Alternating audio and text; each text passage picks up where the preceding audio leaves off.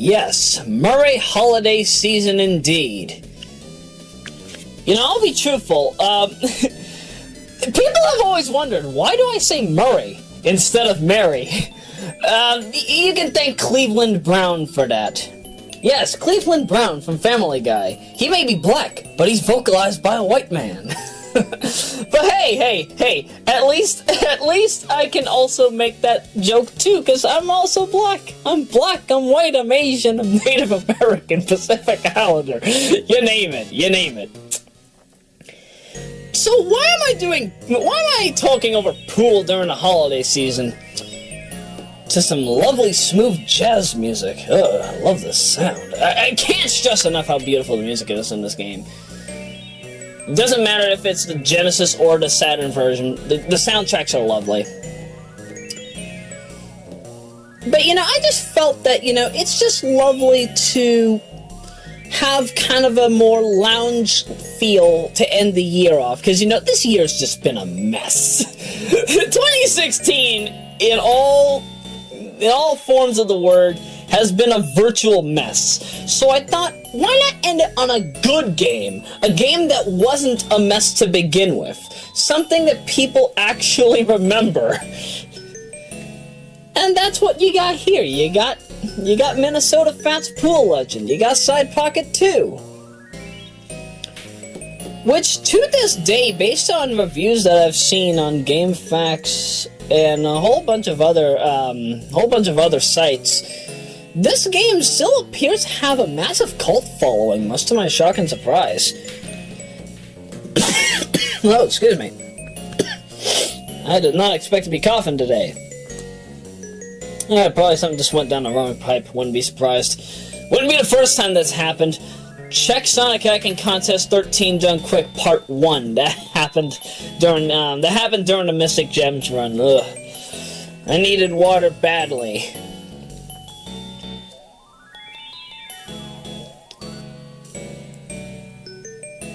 But yeah, as I mentioned, you know, pool is a calming game. You know, people can get heated up over this game if they're playing for money. You know, that's reasonable. But, I don't know, I guess there's just something peaceful about looking at a whole bunch of balls clanking with each other, going into holes, and just listening to, like, lovely jazz or lounge music playing in the background. If I ever had my own pool hall, whether this be in, you know, like a personalized house of mine, or if, you know, I were to just buy one, if I were to just buy a pool hall for myself and anybody in the crew, or just people that wanted to be paying customers, I would probably have, like, because, I think this was last year, some guy that worked at Kmart, I forget his name, but he ended up, like, having a whole bunch of tapes from 1989 to 1993. Apparently my phone's ringing. I am not answering that phone. I am not answering the phone. Hang up. So the guy ended up, uploading, like, a whole bunch of audio rips from cassettes that he had. These cassettes involve, like, elevator music. Just like basic elevator music that you would hear in Kmart from 1989 to 93. Normally, those tapes are supposed to be gotten rid of. They're supposed to be gotten rid of after the week is over. They get these tapes they got those tapes by the week before they switched to, you know, generic radio and copyright music. So, unfortunately, the feel of Kmart kind of got lost after 93, more or less because of the fact that they didn't have those tracks anymore. So it's nice to see that, you know, somebody out there decided to archive tens of hours, I'm assuming, worth of music. I have all the files downloaded. You can get it right now at the Internet Archive. I'm going to leave a link in the description if you want to take a look at that or have a listen. I mean, it's lovely music. It's lovely music. You know, as somebody that grew up with that kind of music because, you know, I was kind of spoiled with PBS when I was a kid, you know, I'm used to that now. I'm used to that by now. It's nothing out of the ordinary. Elevator music is my thing. Muzak is my thing.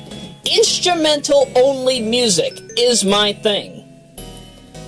In fact, you'll rarely ever see me play or listen to lyrical works. Unless if it's like anything in, you know, Roya's favorite YouTube soundtracks Volume 3, which I don't know how many tracks is in that are in that playlist now. It's well over 1,000. I think maybe nearing the 1,100 mark at the time of this recording. This was recorded on December 22 of 2016. Chances are, however, I'm probably gonna record this in segments. Yeah, this commentary is recorded in segments because I just can't for the life of me do this at the end of the year because my sleep schedule has gotten so bad lately. Right now, you know, it's 11. It's exactly 11 a.m. And I have been up for, I want to say, maybe about 17 hours. Yeah, I go to sleep around noon now. It's weird. It's weird getting up at noon, going to sleep at 6, then trying to go back to sleep for a few more hours just to get some more sleep, just so I don't feel deprived of energy, because I unfortunately did suffer from insomnia back in 2014 and 15 a little bit. That happened in the summer due to the horrid heat we got here. 90x degree days every day. There was even a time where I was up for 35 hours. Don't even get me started. But, yeah. That's the only reason why I would have to ever segment a commentary.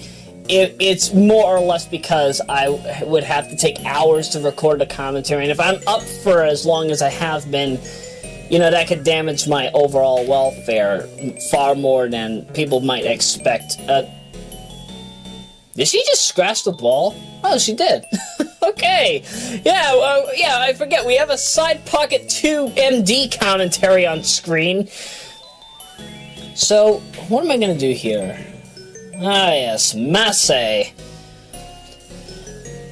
You know, I'll be truthful. I'm not really a fan of curving the ball.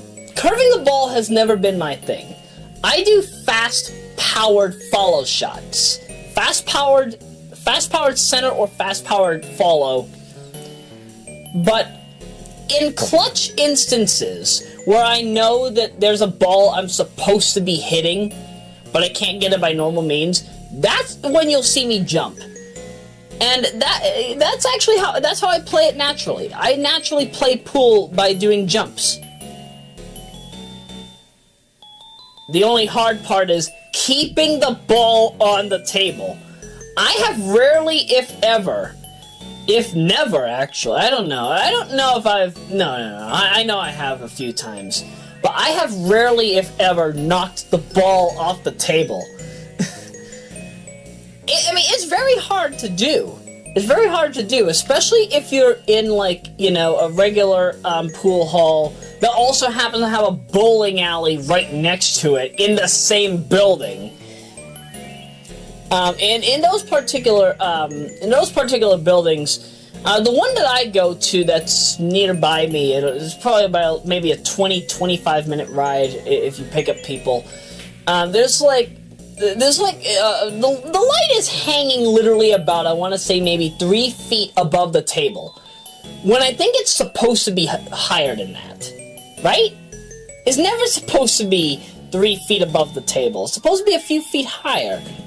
That just feels weird, especially since a pool table probably meets me up to, I want to say, I'd say maybe either my belly or my waistline. I'm 5'9". I'm 5'9", so that would mean that each table's probably about maybe 3 feet tall or something around that.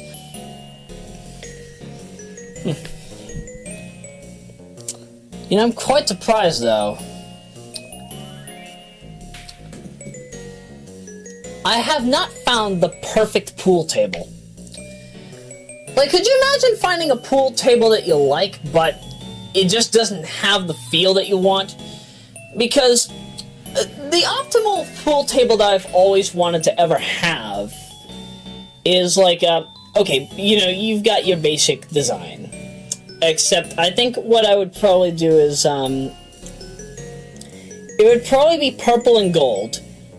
Yes, just like my trademark colors. However, when it's nighttime, I would kind of have like a bit of a glow-in-the-dark kind of thing. Actually, no, not really glow-in-the-dark necessarily, but kind of like a Billie Jean floor kind of thing going on, where whenever you hit a ball, it leaves like a little stardust-like trail, kind of like the invincibility stars in the Sonic series. And it just leaves a little trail, sometimes also leaving, you know, square-like images like how you would see in Billie Jean. And, you know, that'd be nice. The only downside about that is that it would also have to have, what is it, one of those, like, ball rail kind of things. I'm sure that you probably know what I mean. When I say ball rail, I mean, like, when the ball goes into the pocket, it'll go down this little tubing and then come onto this rail that holds all the balls on one end. That's the kind of pool table that they use in official tournaments. And they actually used that back in '86. They used that back in '86. And I haven't seen that since. I haven't seen those kind of pool tables since. And if you can find them, they're extremely expensive. Or maybe I'm just looking in the wrong areas. Who knows? Who knows? Either way, I never said that investing in pool was easy. It just happens to be a good task. Enough said. The only track, oddly enough, that I remember is this one. Yeah, this track is called the 8-Ball. Yeah, the victory track is called the 8-Ball. And if you've listened at all to any of my more recent compositions, or even some compositions based on my own personal theme song. Yeah, I made a personal theme song back in 2011. I made an Invincibility and Speed Sneakers variant. You've probably seen it right in the lineup before this video.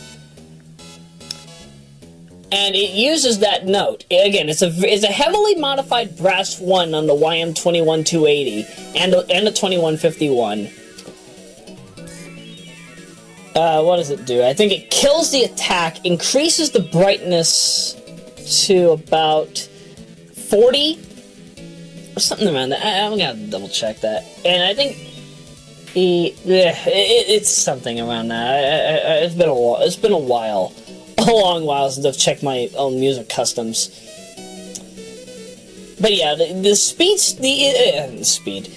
Invincibility and Speed Sneakers variant of my theme song used that particular note in some of the background melody, as well as the background melody for MIAA Live 13 Beta's third quarter results track. I don't know. I guess I just have a fascination with certain notes in Yamaha's series of sound chips from the 80s and 90s that I guess I just can't... I don't know. My composing possibilities are virtually endless as a result. Is that a bad thing? Yeah, I wouldn't say so. I wouldn't say so. Everybody has their own personal musical customs, but, you know, I like that. I like that I can remember stuff such as that. Definitely makes me feel like, you know, I'm actually paying attention to what I'm doing when it comes to composing and also when it comes to music. You know, it might not sound like that right now because my commentary kind of sounds a bit, lackluster. But then again, it's the end of the year. I'm trying to tone down and ready my own self for 2017. I want to save every major sense of character that I've got for 17. So don't be surprised if this is kind of a more tame commentary than what you're used to.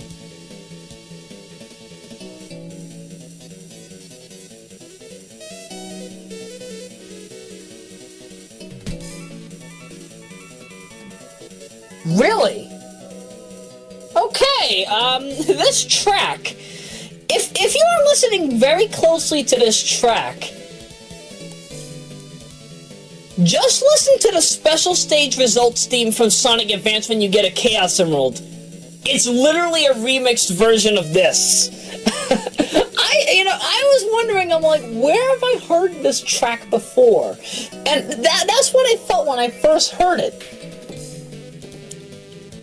I'm kind of dumbfounded that I thought of that right away, because this is not the kind of game you would think would have music that sounds like something out of a Sonic game. It's just not. Since when have we ever associated Sonic with oh, wait. Right, oh yeah, Sonic Adventure 4, Several Wells, Silver the Hedgehog in Dusty Desert, we speak none of that since I know how to do the level skip. Thanks, John.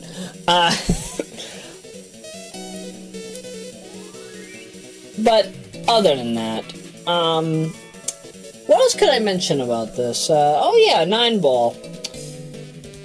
Now, 9-ball is kind of a unique case, because what people might not know about it, at first anyway, is that if you pocket the 9-ball, depending on the rules that you're playing on, you can get an automatic victory. In other cases, if you pocket the 9-ball, it'll come back onto the board, but you'll still have control.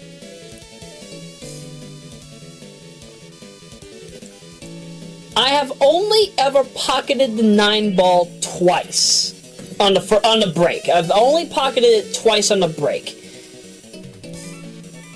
Again, it's not easy to do. If you know what you're doing, trust me, you'll get it every time.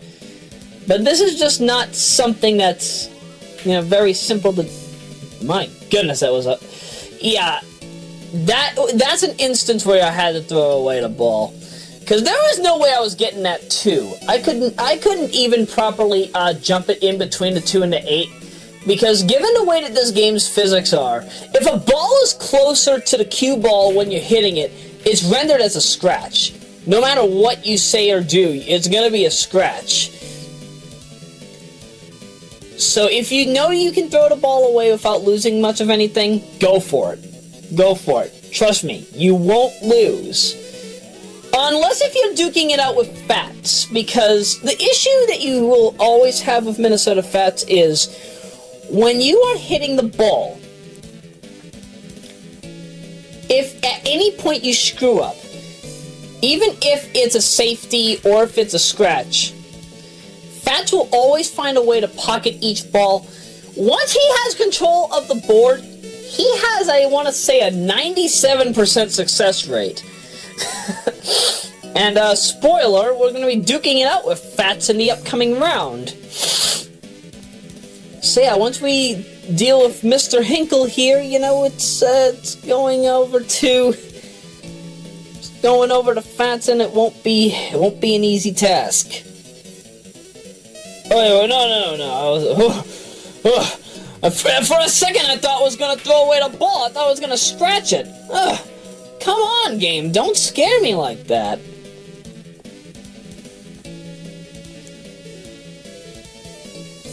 Now, if I had to say, though, when it comes to waiting times, Hinkle is actually the one that I do have the longest issues with. Especially when I'm in free play mode. When I'm in free play mode, which basically allows me to play any game that I want, any particular pool game that I want to. If I'm playing on hard, and I'm duking it out with him, he's usually the one that takes the longest to think. He is the one that gives me the 2 minutes, 2 minute, 150 second waiting periods. I don't like that. Not one single bit. Also, yep, that's a scratch. Yeah, if you pocket a ball that you're not supposed to pocket, it's rendered as a scratch, but the ball will still stay in there. Depending on the rules, however, some might require that the ball has to stay on the board. I'd have to double check, but that's the end of that round. Hinkle's down for the count. Now we're going over to Fats, going back to his house. Going back to his house and ending this well, technically the game's not going to be over because this game... How long is the footage for this? 4 hours, 57 minutes, and 42 seconds. And that's not even with, added on commentary, after the footage is over. But still.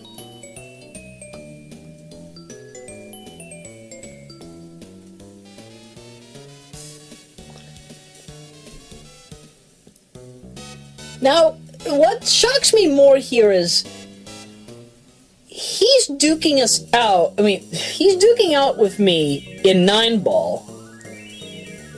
Does he normally do 9-ball? Because I could assume that, or I think the first time I beat Fats was, I could have sworn that he was playing 8-ball with me. I don't think it was 9-ball. And, that was a close one.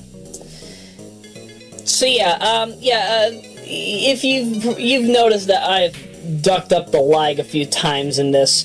So, lag, not to be confused with footage lag, but lag in pool, you basically, you have to hit the ball, and the one whose ball got closest back to the board will start first. When it comes to games such as Cutthroat, it's going to be a bit different. But for standard 2-player games, the ball just, sometimes the ball just gets too close to call, so you have to try again, and again, and again. Really, Fats ducked up a good shot. He could've wiped the floor with me. What happened? What happened? No! Fats was supposed to kick my anus there. What happened? He was supposed to give me a good anus kicking and it didn't happen. Okay, maybe he'll try to do it now. Let's see. Come on, Fats, I've got over 1 million frames, or less than 1 million frames to go here. I've got all day. So he's gonna pocket the 1. I want to say he's going to pocket the 2 in the upper center pocket, if not the upper right corner pocket. Let's see what he does here. Oh yeah, Fats also takes a long time thinking too. But then again, he is the legendary pool master. It only makes sense. It only makes sense that he does. Yep, he did exactly what I anticipated him to do. I think I sped up this when I first saw it because I just wanted this to be done and over with. And that's one of the things I love about Gen's re-recording. I have the speed up button. He missed the bus. Okay. I have the speed up button locked onto the select button on my DualShock 2 controller. Yep, he ducked up. Now's my time to shine. I really do love the fact that the Lenovo H5050 is fast enough that it can allow for, good speed up without any, setbacks or hold up, and that is a pocketing of the 9-ball. Perfect. The issue that I had on the eMachine's computer while I was still using it was that sometimes when I would be speeding up the footage in Gen's re-recording, the eMachine's computer often had an issue with graphics card crashing. Because, yes, my NVIDIA NForce 430 was just, it's an awful graphics card by today's standards. So the fact that it kept, the fact that I was suffering from that, alongside the fact that, 1.6 gigahertz processor is nothing good compared to what we got now. I am at least glad that, I was able to do some damage control once we got to the H5050. A computer that runs on hardware 5 years after it. Yeah, this computer runs on a lovely Gen 4 Intel Core i3 4160 processor. I want to say 3.5 gigahertz. Yep, that sounds accurate. 4160 is it's a decent piece of hardware. Would I say it's better than what we have now in the Gen 6 and Gen 7 line of Intel Core processors? Not by any means. I would say that those are the better computers by far, or at least better processors by far. But I'll get to that at a better time. I'm in no mood to have to do any tech discussion. Oh my goodness. Now, when you press the start button, you can switch between the way that the dots are presented. You can have it be presented in circles, or it could be, generic dots. Because of the way that I rendered this in Gen 3 recording, I used the Google VP8 video codec, so that it's easier to have AVI files heavily compressed. The big downside about it is, even if I have the video bitrate at like 12 or 1500, which is fairly okay for 320 by 224 standards, 320 by 224 or 320 by 240 if you're using PAL. The issue that I have is kind of, like an old RGB TV effect, where, like, if you're looking very closely, there is color bleeding. I'm seeing, like, little bits of, like, red, green, and blue just trailing past these dots here. You can even see pixelation on the balls themselves. Even in 480p, I'm quite surprised that one could probably notice that. But it's really only noticeable on a on a high-res monitor. You won't be seeing that if you're using anything low-res, or anything that is, like, 1050p or lower. And I say 1050 because my monitor is a 1680 by 1050, I want to say. Which, oddly enough, is the 16 to 10 aspect ratio, which is what I used to use way back when. Oh, by the way, we're at the final ball. Can I pocket this? Can I defeat Fats? Well, let's see. This is going to be very tricky. No. What do I do here? I honestly forget.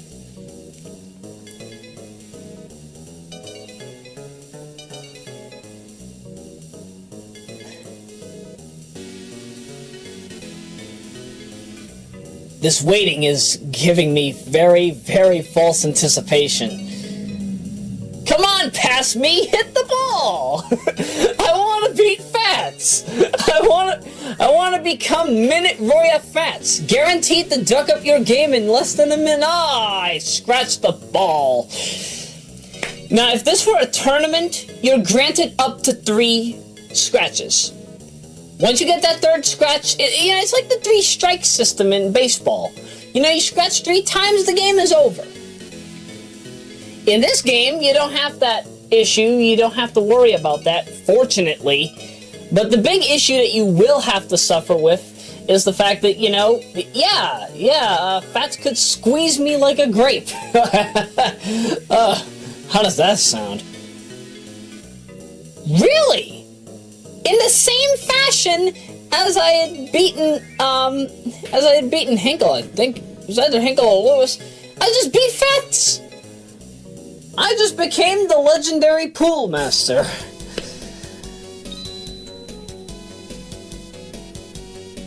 Alright. So, what's my reward, minute? What's my reward, Rudy? You're not old. You're not old. Come on. You giving me your favorite pool stick? And it's in purple and gold! My classic colors! Lovely! Thank you! How did you know? How did he know? I swear, Rudolph Wonderone and I probably would have gotten along very well if he were alive today. Can you believe that it has been almost 21 years since his life ended in 1996? Yeah, I'm quite surprised myself. I honestly did not know that we lost Fats way back when. I thought we lost him later than that. But when I decided to go out of my way to to play this game and also play the Saturn version of Side Pocket 2, and also look at a good amount of his old games against like Willie Mosconi and a whole bunch of other legends. It's nice to see. It's nice to see how much he's done in this. That the game can only get better from here. By the way, the people that you're seeing in this, not the list of the Japanese credits, but a good amount of those English credits that you saw, a good amount of those, fun fact, are actually real characters that you play against in the tournament mode and free play mode of Side Pocket 2, Legend of the Hustler. It's nice to see that they actually got their own staff to be characters. That's something that's kind of a bit unprecedented in video gaming nowadays. Why is it that we don't see a lot of staff members in games? That's something I would like to see more and more as the years go by. If you had your own staff be playable in the game, you would never even have to worry about, making custom characters or even having to worry about, a big Enos budget. You can just have your own people do all the work. You can have them do the voice acting. You can have them do all the live action scenes, the motion capture, you name it. You wouldn't have to hire professionals. And that is my wind chime coming from the studio panel. So that will be the end of this portion of the session. Once we come back, we will be tackling the tournament mode. Current time is 11:26 a.m. Current temperature outside is 35 degrees, with a slight wind speed of, 15 miles an hour. 15 miles an hour is kind of bad in our region, trust me. You don't want to be out in 15-mile-an-hour wind over here. Too many leaves blowing. Yes, even though it's the beginning of winter, winter's already here. Leaves are blowing like it's October and November. But with that said, we shall see you for part 3. I'll be back, and more or less likely it will probably be the 23rd once we get into the next part of this commentary. So, see you then.